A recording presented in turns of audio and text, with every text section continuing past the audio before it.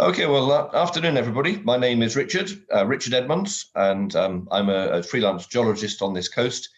I used to work for the Jurassic Coast World Heritage Site, but I quit 6 years ago for reasons that are going to become pretty apparent in this presentation.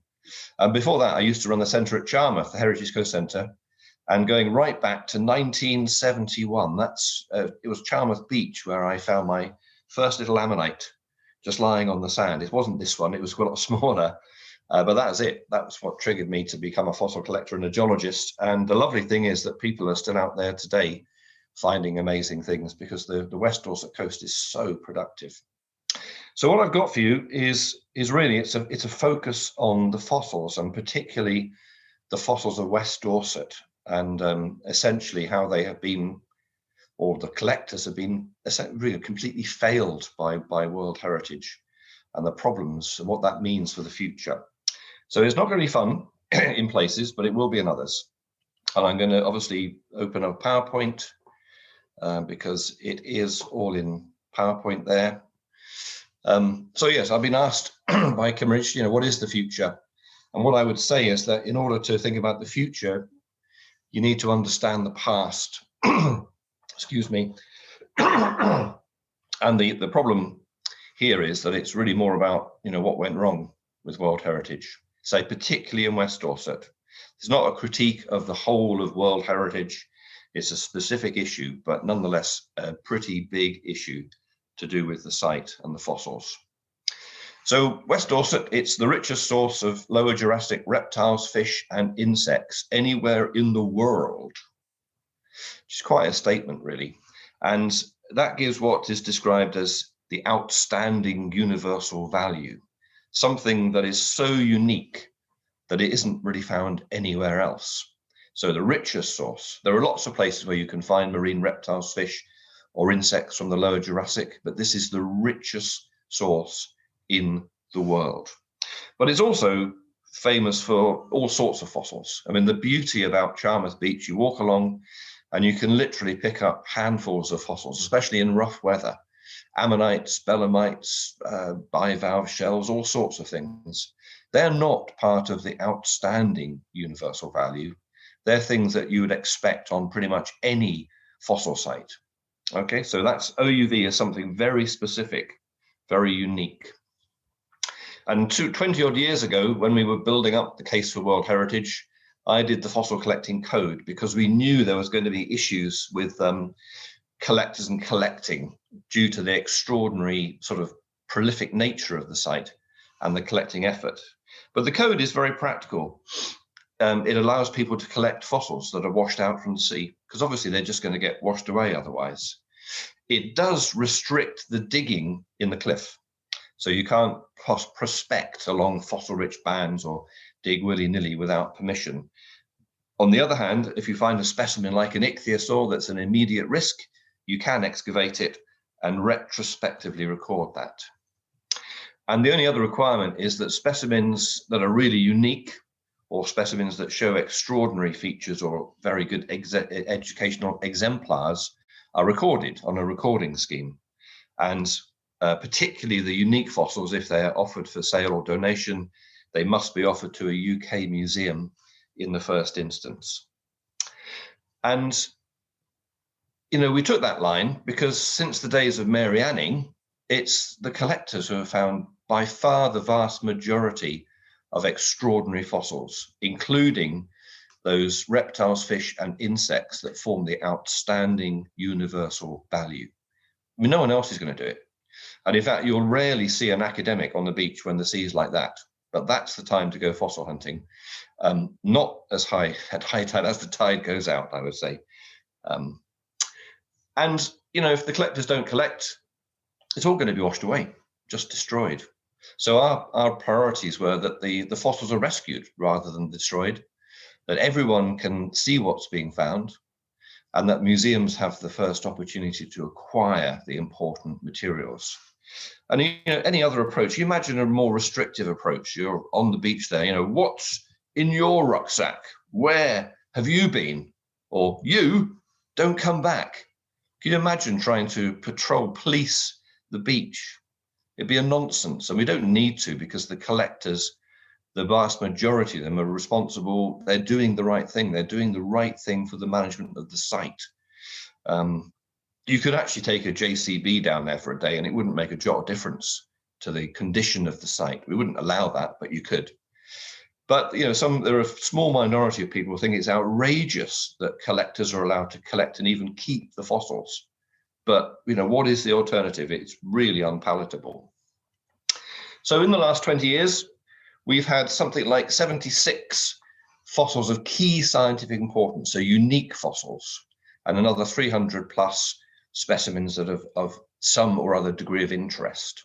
But here is a really good example of fossil fish found by Chris Moore, almost certainly unique. Hasn't been described yet, so we can't say so. An insect found by Phil Davison, the warden of the Centric Charmouth, the best of its type in the world. And then here, a pliosaur, the earliest, most complete pliosaur, probably in the world. Actually found by 2 or 3 collectors, and Chris bought the pieces and cleaned it, put it together. So there we are, boom. Lower Jurassic, outstanding universal value, still being added to by the efforts of collectors. But the other lovely thing is that anyone can actually find something. And I've been collecting for 45 years. I've never found a fish as good as that. A little 5-year-old girl comes down to the beach, and there we are. It's great. The thing about collecting is never go out expecting to find anything, and understand that it's not fair. Here's a really rare crocodile, very early crocodilian, found by Lizzie Hindley and Paul Turner. Unique, absolutely unique, huge scientific value. That's going to be donated to the Natural History Museum with just the prep costs. Dave Soul and, of course, Scelidosaurus. This is the Charmouth dinosaur. It's about 4 meters long, probably the best preserved dinosaur found in Britain. Astounding fossils. This guy, Fion, he can find ichthyosaurs even through muddy water. Not quite true, actually. This ichthyosaur was in a pool 2 weeks ago. I helped him get it out by having to bail. My job was bailing with the dustpan there. And here's the skull with the eye socket and the jaws of the teeth. And he's building up a really good collection. He seems to be having an amazing run of luck, or he's just better than us. I collect. I should declare an interest. I quit work at 53. I'm going to sell my fossils at some stage. I have said to Lyme Museum, I won't donate them to a Dorset museum other than to Kimmeridge, because they don't deserve it. But my specimens, I'm interested in taphonomy, which is the story of death and burial, but also recording things to really high resolution. If you look at the Natural History Museum's wall of reptiles, it just says Lower Jurassic, Lyme Regis. There's about 15 million years of time that could fit into that category. Today, we're recording at really levels of detail so we can understand how these different species evolved through time. And that one is probably the most interesting in some ways, because it's certainly one of the oldest ichthyosaurs ever found at Lyme Regis, right on the Triassic-Jurassic boundary. Lost its head and all the diagnostic features, unfortunately. Again, few critics say it's outrageous. Everything's hoovered up before it's, as it's exposed. Well, actually, no, some things are destroyed before they're collected. But I'm also interested in the common, but the common in exceptional preservation. These things are really hard to find. They're common, and they're really hard to find because the sea smashes and breaks them so easily. And they tell us a very different story about what was going on the seabed, for instance. Chris Moore, he's not interested in the common, he's interested in the best, and has one of the most astounding collections built up over the last 35, 40 years. So you don't need to be a rocket scientist to figure out that the collections represent a once in a generation opportunity for this coastline. But they also represent a huge investment of time to find, conserve, and prepare. So there's a very significant value there as well.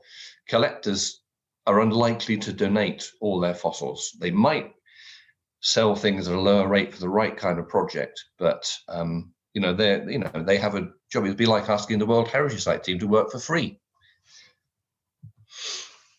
So we have just over 380 specimens recorded in the last 20 odd years. The code has been a success. except that only 11.4% of the specimens have been acquired by museums. We had a bit of funding through David Tucker and the County Museums Service 10 years ago, 208,000 to buy and improve collections for museums. It gave us a brief window of what World Heritage could do for the museums and what the museums could do for World Heritage. But acquisition is important, because if you find something that looks new, you need to be able to compare it to the existing known specimens in order to determine whether it is something new or not. And if it does turn out to be new, then it becomes the type specimen, the specimen on which a species is described. And as such, it needs to go into a museum. So this is a crocodile I found at Swanage, actually. Steve and Chris helped me get it out. They have a different interpretation of that, but it turned out to be a new species. And as such, it needs to be in a museum. It is in the County Museum in Dorchester, which I now somewhat regret, but it has to be there, because in the future, somebody might find something different and need to compare it again. And that's how the science works. So acquisition is important. But it also enables us to explore the lost world. I mean, they provide a window into the past. Some people think fossils are just sort of dull things that sit in museum cases, and a lot of the time they are. But actually, if you deploy them properly, well, you can explore the lost world, and that's what we want to do. Or we could ask questions like, why is a crocodile not a dinosaur? And the answer to that is that dinosaurs have got upright legs like our legs, whereas crocodiles have splayed legs like a lizard.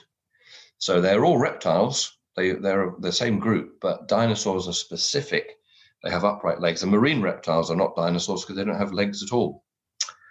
So the fossils are the objects that allow us to explore the lost world and to illustrate the stories of evolution and extinction, to boldly go to the past, and much more importantly, to actually explore how the past is relevant to us today. Or it could be, if you want to do it that way. And the other reason why so few fossils have been acquired, though, is because many of the collectors are holding on to their best fossils in the ever declining hope that World Heritage might actually support their vision for the World Heritage Site, a world-class fossil museum or exhibit in West Dorset, one of the most famous places in the world for fossils. Fossils that people, clearly come here to see and find. The clear and obvious opportunity, you might think. But when it comes to development of World Heritage, what happened was that the County Council, through its World Heritage Site team, brought in some consultants. One looking at what the opportunity was in terms of capital investment along the coast. And the conclusion was that rather than one major centre, there should be a string of pearls, a string of centres and museums exploring the individual stories along the coastline. And to achieve that, they produced an interpretation action plan with 51 projects in it, derived from either the local authorities or the museums, special interest groups, or the community. So ambition, for lots of ambition from different people about what the opportunities were. And it also tried to identify where the World Heritage stories were that tied in or supported those projects. So here's an example of how that works. Seaton and Axmouth. It's the start of the Jurassic period. It's the only place on the site where you can walk to all three eras, so the Triassic, Jurassic, and Cretaceous.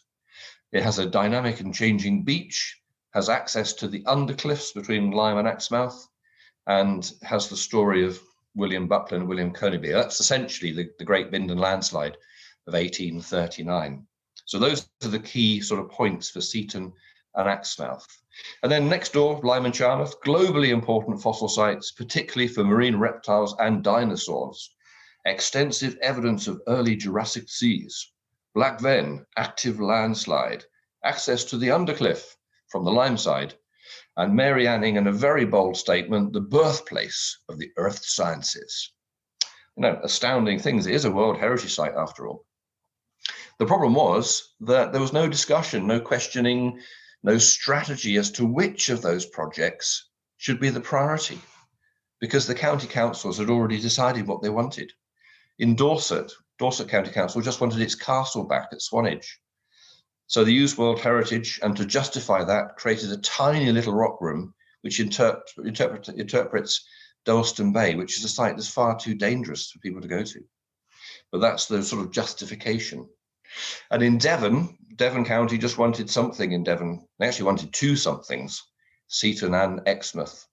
And what we got was Seaton Jurassic, which is a sort of bizarre steampunk flight of fantasy that would appear to be primarily aimed at entertaining 3 to 5-year-olds. Jurassic La La Land. And when we go back to the sort of justifications, the reason for these things, the Seaton and Exmouth, the start of the Jurassic, just like a number of other places in Britain for that matter, or even Lyme Regis, the only place along the site where you could walk to all 3 eras. Well, the Jurassic is 4 kilometers along a shingle beach and around the toe of the major landslide, and 4 kilometers back. That's 8 kilometers. Ideal activity for a primary school. The Triassic in the distance there, just about the featureless, dullest rock formation on the whole of the coastline, and the Cretaceous in the foreground, hardly an ideal classroom for primary school children. Seaton Hole, tad dangerous, I'd say. In comparison, Lyme, globally important. I mean, globally important fossil site. An easily accessible beach where the erosion rates sustain the collecting effort. And this one, the birthplace of the earth sciences. And yet what we got was SJ, Seaton Jurassic, because that's what Devon County Council wanted.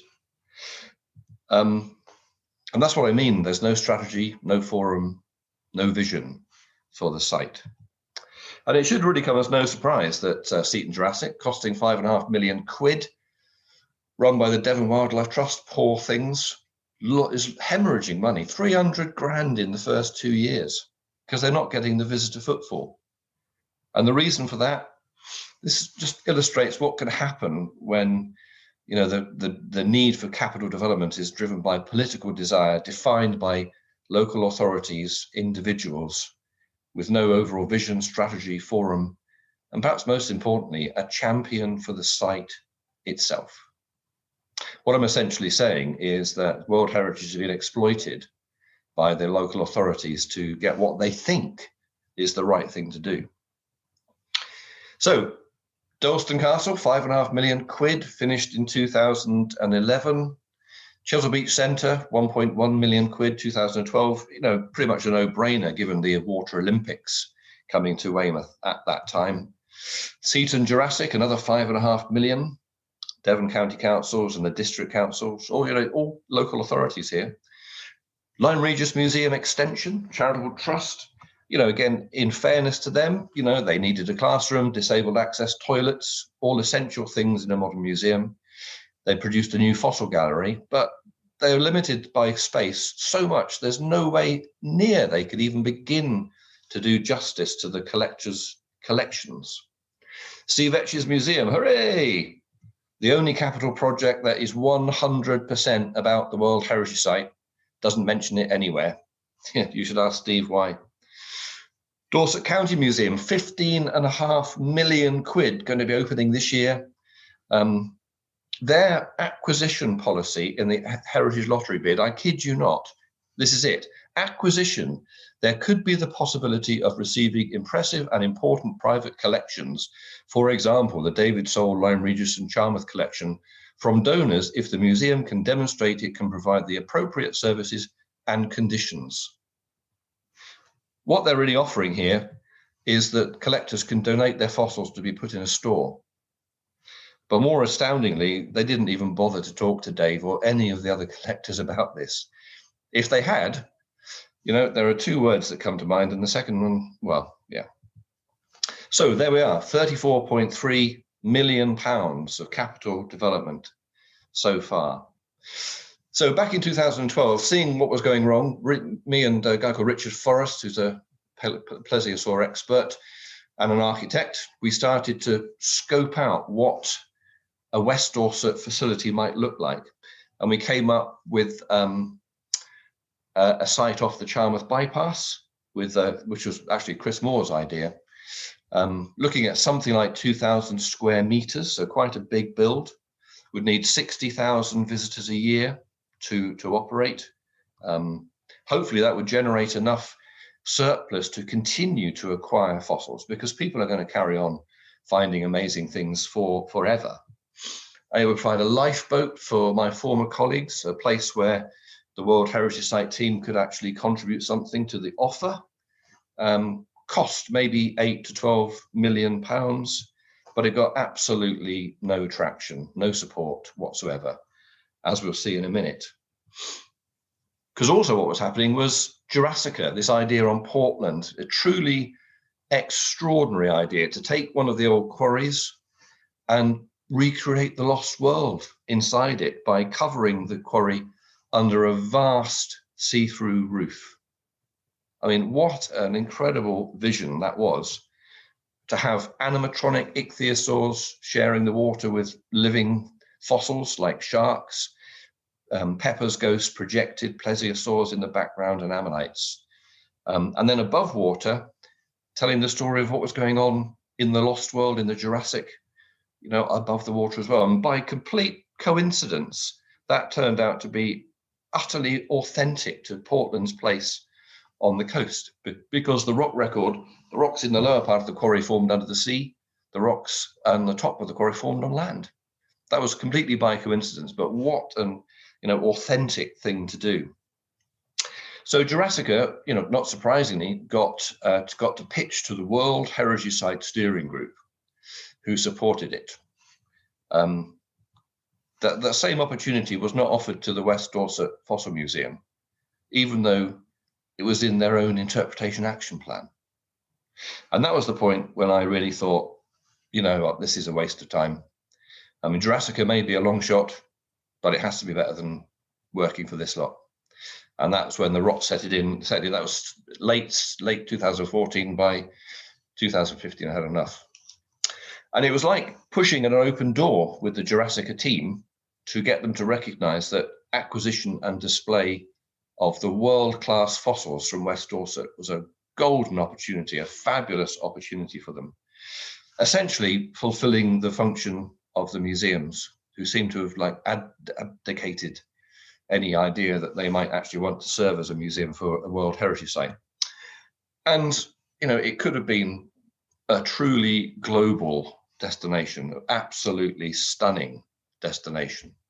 And as with the crocodile, a showcase, a window into the lost world. And, the fossils as such, the fossils are much more than just bones in a box. I think some people just don't seem to get it. Dusty old display cases with bones inside. No, if you do it properly, they give the authenticity and the integrity to the exhibit and to the display. Something that, sadly is missing from Seaton Jurassic, I'd suspect. And it's what people want to see. People want to see astounding and amazing fossils. We know that. But so the project was the idea of this guy, Mike Hanlon, a science journalist. Sadly, he died very, very unexpectedly, and the project declined. 2017, it merged with another massive proposal on Portland, the Memorial to Mass Extinction. And their interest is talking about the loss of biodiversity using sculpture, using the Portland stone. And the project's gone underground this time now. It's gone into the old mines, or the new mines on Portland. And there are lots of amazing images, but they're not copyright free, so I can't show you them. Eden International, so Eden Project in Cornwall, took the lead. They've rebranded it as the Eden Portland. It's going to cost something like £24 million. Had £1 million of local development funding to work out that cost already. They can only do it here because of the amazing story of evolution and extinction contained within the World Heritage Site. And yet when we saw their exhibit, they didn't mention fossils anywhere. So I asked, what are their interests with fossils. And this is what Tim Smith said. In our view, the fossil collections should reside in a separate educational trust so that their curation and storage can have just the academic rigor that you would expect of them. So again, the justification for World Heritage, justification for the project is World Heritage, but it's all Mimo and Eden with actually no or very little Jurassic or Jurassica. And yet the Jurassic Coast Trust, enthusiastically endorsed this proposal. So we can add to our 34 million, we can add 1.5 million roughly for the original Jurassica development, another million for the Eden Portland development, taking us to 37 million pounds of capital expenditure. 37 million pounds supported by the management of the World Heritage Site. With another 24 million to go if Portland does actually get developed.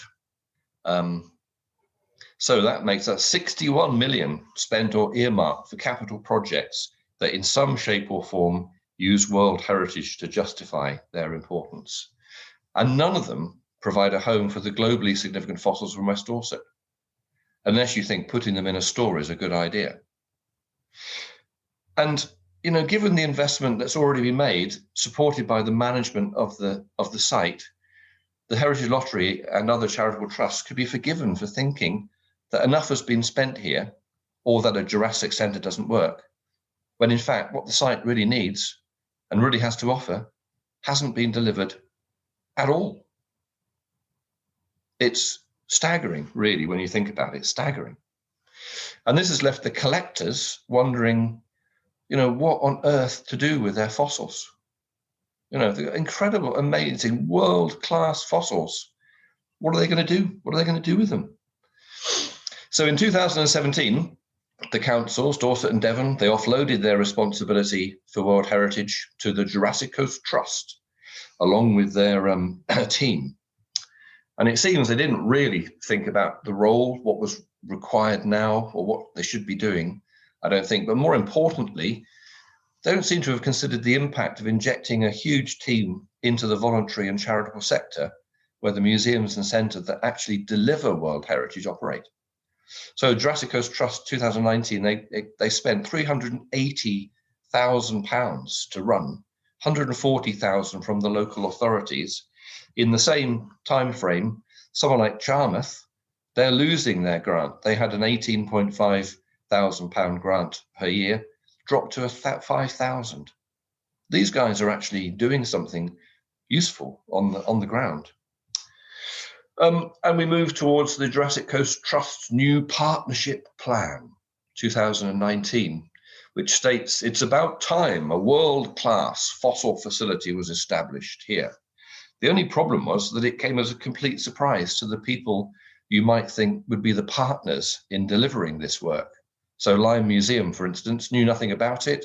Instant reaction was opposition, because obviously they're concerned there that they tell the story of fossils, and Mary Anning at Lyme Regis. If you have a world-class centre, direct competition. And so the narrative behind this ambition has become even more vague and woolly and obscure. So what it says now, under the issues and opportunities, for a number of years there have been a view held by some, particularly amongst the fossil collecting community, that a new high-quality museum featuring a magnificent display of Jurassic fossils should be central to these ambitions. I presume that's to the World Heritage ambition. And I would just question, do the Jurassic Coast Trust share that view? And then it goes on. Work such as the Jurassic Coast Collection project being developed by the Jurassic Coast Trust should be a useful source of evidence with the potential to catalyse major projects, such as a new museum and future investments in fossils in general along the length of the World Heritage Site. A useful source of evidence. So 5 years, they're going to draw up a list of fossils that might support the collector's view. Are they going to champion it, lead it, fulfill their responsibility? I think the answer to that is in the rest of their partnership plan. So this is the policies around fossils and other geological specimens. Wherever possible, important fossils and geological specimens from the Jurassic Coast are acquired and or displayed by local accredited museums. Well, Lime Museum, they've just refurbished their gallery. They haven't got any space to put anything on new. They don't have a store. The County Museum are just in the process of opening with a new gallery. So I guess what that means is all the collectors need to do is arrange a time to pitch up at the back door and drop their fossils off so they can be put in the store. Support is given. Support is given to developments that improve the acquisition, curation, research, and exhibition of Jurassic Coast fossils, where there are recognized gaps in provision and evidence to demonstrate the need. Support the case for investments that improve. I mean, the question is, what are the projects? Are there projects? Are there ambitions to actually do anything? This is the existing museological side of things. And then we have this, use the database of significant Jurassic fossils to help address the needs and opportunities surrounding the development of a new facility. And again, it's just, help address the needs. So what about the rest of the plan? If we go to research, the research section, it doesn't even recognize that attempting to resolve the issue of acquisition will promote research. As I said before, new species can't be described until they're secured. There's nothing in there about that. Partners will share geological material collected. And there are 65 specimens, Category 1 specimens on the West Dorset Code that haven't been acquired yet. Education and learning. Acquisition and display of world-class astounding fossils doesn't feature anywhere here. But look, EL6, Jurassic Coast content aimed at primary or secondary schools should respond to relevant elements of the national curriculum. What are they going to do for education? I can't see what there is there. Presenting the World Heritage Site. The opportunity to showcase a core part of the OUV of the site doesn't feature here anywhere, nor under destination marketing, or under the economy, or actually anywhere else in the plan for that matter. Doesn't feature. Now, I would have thought that an organization that was really behind the project would fill its 5-year plan with statements of support. Research. Acquisition of Category 1 specimens from the West Dorset Fossil Code area would enable valuable and in many cases long overdue research to be undertaken. Engagement and learning. Our experience from DPI tells us that there is a massive potential within the world-class fossil display for both formal and informal learning interactions. Presenting the World Heritage Site, a world-class fossil facility will finally enable us to do justice to and realize the potential of the West Dorset Coast. It goes on. You could say so many things or say nothing at all. And that really leaves me the question, given the degree of support that the trust seems to be putting in and the opposition or apathy, what is plan B? What is plan B if nothing happens? And, what should the aging collectors do with their collections now and in the next 5 years while a list is being drawn up? And, what do the collectors actually think about this? So particularly the Jurassic Coast collection. And quite frankly, that's the most polite interpretation I can show you. Kicking the can down the road. That's what they think. And if we go to the website and try and find out where this project is now after 18 months, the descriptions and the pictures are there of what the project's about, but there isn't really any information. They got £45,000 from the Garfield Weston Foundation to do this work over 2 years. And okay, it's a COVID year. COVID's had an impact, but where is the progress? I think there are about 10 collectors with really substantive collections. And the ones I've talked to, none of them are engaging. They don't want anything to do with this project. They think it's a waste of time.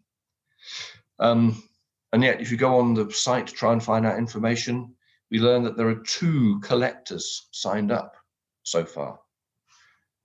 2. I could be wrong, there may be more, but there's no information to say what it is.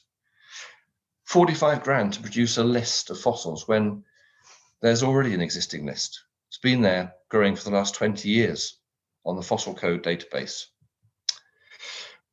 So acquisition of fossils from West Dorset lies at the core of the management, or should do, and the opportunity is obvious, or should be. You know, what's required now is not help address the need, it's clear, purposeful action. And the other thing is, you know, by trying to illustrate the outstanding universal value of the site, you actually miss all the interesting stories. You know, the things about diversity of life, paleo environments, taphonomy, extinction, evolution, hydrocarbons, climate change. We'll go through this a little bit. You know, here's Pinhay Bay on the west of Lyme Regis, and the lower Jurassic rocks here, they actually record really one of the greatest extinction events, or the recovery from the extinction events of the end of the Triassic. And it shows us how life recovers, and it takes millions of years. Or we could look at a plesiosaur. Now that, you know, is without question part of the OUV of the site. But there's so many more interesting questions to ask. Why does it have such a long neck, for instance? It's a really big animal. If we bring it to life through computer graphics of my own making, quite stunning, I know, and put this animal into a muddy Jurassic Sea, it disappears. So the prey see a little head, think that's nothing to worry about, gone. I mean, I like that theory. There are no doubt many others, as you might know. Academics are terrible at agreeing, but one of nature's good inventions. You know, why did it not survive, or why has it not re-evolved? Why is there not a giraffe fish or a giraffe whale? No, all really interesting questions. Here we've got a variety of ichthyosaurs. They illustrate the outstanding universal value, but much more interesting is how they died and became preserved.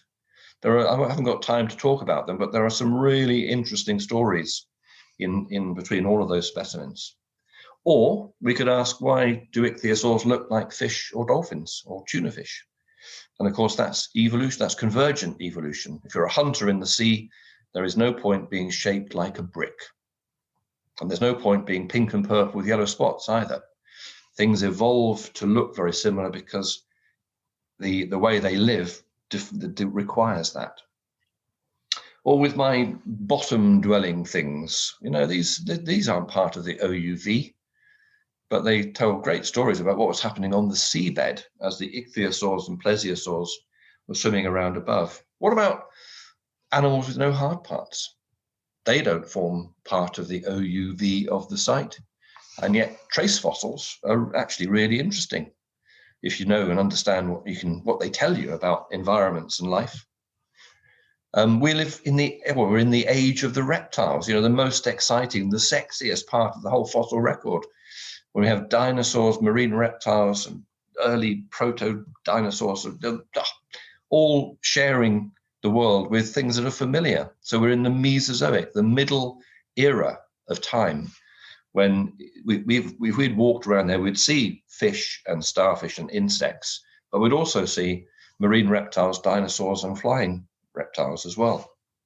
Or we could ask, who are nature's true survivors? And the answer to that, again, is really obvious. Starfish are ancient, fish are ancient, insects have been around for millions, hundreds of millions of years, crustaceans and mollusks. And it's the dinosaurs and the marine reptiles, the pterosaurs, that died out. Lots of really interesting questions. It doesn't have to even be scientific. What about just the aesthetics? Pretty ammonite. It's not part of the OUV. But who's to say you shouldn't have an exhibit of exquisite and beautiful fossils? Because they are. This is West Dorset. Quality is astounding. Or this one, you know, not the prettiest thing in the world, not part of the OUV. How on earth did you get a stack of ammonites like that? What's going on? Don't know. And then if we add up all the layers from the Jurassic Coast, they come to more than 5,000 meters. How do 5,000 meters of rocks form, one on top of the other? The answer to that is that sedimentary rocks form in basins. We're in the Wessex Basin, an area from roughly Dartmoor to Southampton, where throughout the Triassic, the Jurassic, and the Cretaceous, and even earlier and later, the Earth's crust was being pulled apart. So faults allowed the ground to subside to form a basin, and that basin was filled with sediments washed from the land. So there's the Triassic, there's the Jurassic, and there's the Cretaceous. And, so we're into plate tectonics, how the Earth works. Now, most people know about subduction zones and mountain building and earthquakes and volcanoes. Most people probably know about the mid-ocean ridges and the fact that the oceans are pulling apart. Some people might know about magmatic plumes like Hawaii or Iceland. But how many people know about the extension of the Earth's crust creating basins which allow rocks to form in which the fossils are preserved? Actually, not that many people, I don't think. And we could use the KT extinction, the great extinction that killed the dinosaurs. It's a global event. So the Deccan Plateaus in India, the eruption of lava there changed the climate. I mean, apparently it's 1.5 million cubic kilometers of lava was erupted at the end of the Cretaceous period. So killing the dinosaurs, and then famously the meteorite came down and formed the coup de grace. Although, of course, again, talk to academics, some are saying it's just a meteorite, others are saying no, it's just it's obviously both. And of course, as we said before, extinction, evolution leads to us. Extinction is the great driver for evolution and change. Without extinction, things would be very, very different. And then finally, the story of oil. Oil under Paul Harbour. It was generated in the Jurassic rocks of Lyme, we see at Lyme Regis. It took about 10 million years to form, and it sat under the ground for 190 million years, stored in the Triassic Otter Sandstone and the Jurassic Bridport Sand. And the staggering figure is Wytch Farm, it's produced 400 million barrels of oil in its lifetime, and that would support global consumption for about 5 days. If you're a climate change skeptic, it's hard, I think, to not look at that and go, that's significant. Would you like to know more? I think so. I think these are exactly the stories that a lot of people would like, far more than going to, an art exhibit or something else. This is what, people are interested. It allows us to go places and explore things. But the trouble is that the earth sciences are really poorly understood. And that's such a shame. And then I'm coming to the end. Collectors, we should be celebrating the collectors, obviously, both those that are with us and those that are no longer with us, because they are the mechanism by which the fossils are rescued. We could talk about preparation. Some people might think it's as dull as watching paint dry, or watching Steve in his preparation lab. It is part of the story. And we have the science. We have an astounding history of science, where we talk about the scientific process, what we know, why we need to know what we know, and what we still don't know. We could talk all about that as well. There are many things we could do. But in conclusion, the responsibility for the management of the World Heritage Site is and always has been acquisition. And the opportunity is or was a world-class fossil exhibit. And the problem is that Dorset and Devon County Councils, through their World Heritage Site team, have almost completely failed to deliver what the coast truly has to offer in terms of capital projects. And while the practical management is working, the collectors are allowed to continue to do what they do so well, the failure to secure the fossils for scientific study and make the most of what they have to offer in terms of research, education, and therefore tourism and economic benefit is almost total. Is it too late? I actually think it is. 37 million pounds spent, 24 committed. The very best thing I think academics can do now is to try and work with the collectors and their local and national museums to try and save this heritage for our country. Otherwise, they could go somewhere else, somewhere that does actually recognize their value and has the ambition to realize it. Yeah, maybe that's actually a good thing. A piece of our World Heritage Site somewhere in Asia, promoting the coast for tourism. It's all the councils ever wanted anyway from the start. They wouldn't even have to do anything more than they are doing now to achieve it. Thank you, that's the end.